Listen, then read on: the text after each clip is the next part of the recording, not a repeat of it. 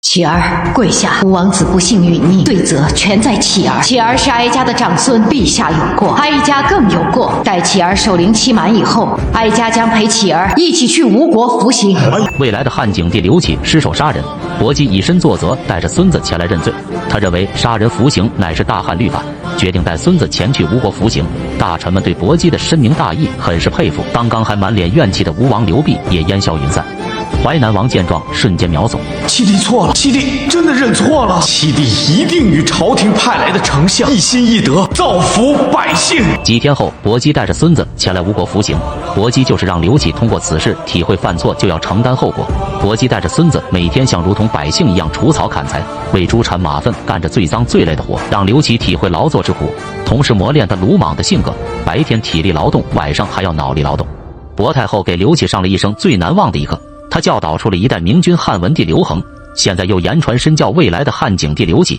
看着刘启双手磨破的手炮，伯姬一边给他上药，一边让孙子给他背一遍《孟子·告子下》。天将降大任于斯人也，必先苦其心志，劳其筋骨，饿其体肤，空乏其身，拂乱其所为。每天早上晚上都要背一遍。人之所以只有经历才会成熟，刘启小小年纪就明白了百姓生活疾苦，在伯姬的教导下得到了德智体全面发展。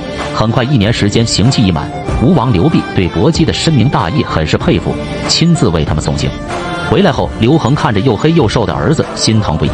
启儿知困而后自强，好，吾儿一儿以后都要去历练历练。今后你们谁去，奶奶都陪着。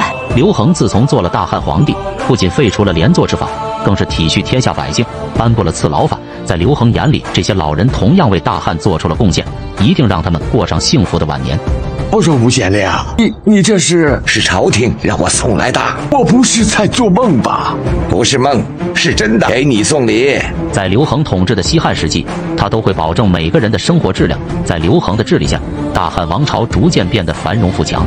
与此同时，淮南王刘长一直不满刘恒寸功未立就登上皇位，一直暗中密谋造反。他从小就瞧不起软弱的四个，现在更对刘恒的治国理念不满，于是就暗地勾结匈奴人帮他夺取皇位。不料刘长的一举一动，刘恒都了如指掌。在他押送武器时拦截并收缴，刘恒立即派出廷尉府张世之前去捉拿。不料刘长猖狂的不可一世，谁敢叛我，立斩不赦！众将官，跟随本王杀了这个狗官！不料刚吹下牛逼就啪啪打脸，大战还没开始，这些士兵就吓得两腿发软。刘长愤怒的大骂这些没用的东西，结果被手下强力拽下马背，当场将他拿下。见到刘恒，他依然桀骜不驯。刘恒并没有怪罪，反而对他温柔体贴。八兄弟只剩下他们两人，他是真心希望七弟过得好。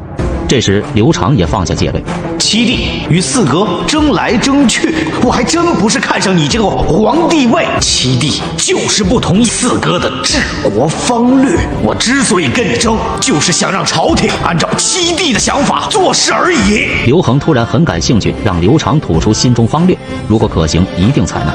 刘长一听立即起身，他最讨厌的就是和亲之策，不行就干，一直干到匈奴老巢龙城。莫毒要敢再不老实，灭了他的人，绝了他的种，我拿他的脑袋当酒器。刘恒却认为和亲之策虽然是权宜之计，从长远来看，正是先人提出的以我华夏大地为中央，以四方一人兄弟为边陲的天下大一统不谋而合。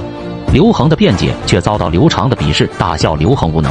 刘恒拿出刘长各种谋反证据，如果你是皇帝，你说这事该怎么办？要一刀杀了我，要送我回淮南国做国王。